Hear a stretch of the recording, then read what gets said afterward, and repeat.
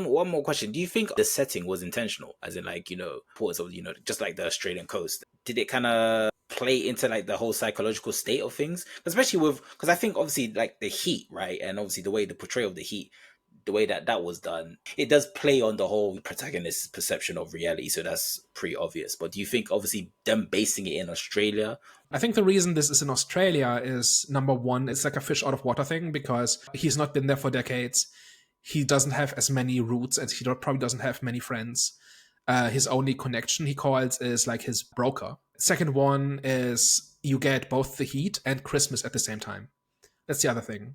You don't get this in California. December is like the hottest part of the year in Australia, right? And I lived in Australia for 3 years of my life, went to university there. And Christmas in summer is a bit weird. Like it's just not what you're used to. I think that leads to another level of alienation, I think, where it's just not normal, right? Like this is not what you expect from this is a Christmas movie, isn't it?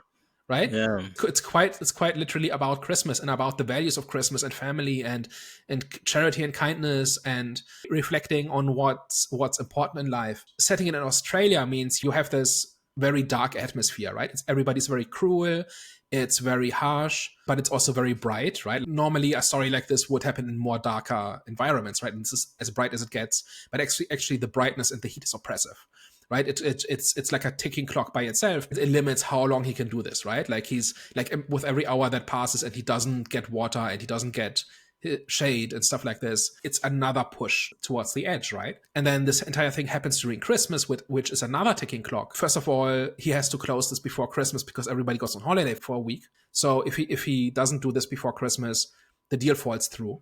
Second of all, he wants to present, like, this is supposed to be a Christmas present to his son especially, but also to his wife, and he gives up on that after the call where she reveals that she is with another guy, right? And Christmas is supposed to be the time where you think about others. And here he's only thinking about himself, but the other people are also just thinking about themselves.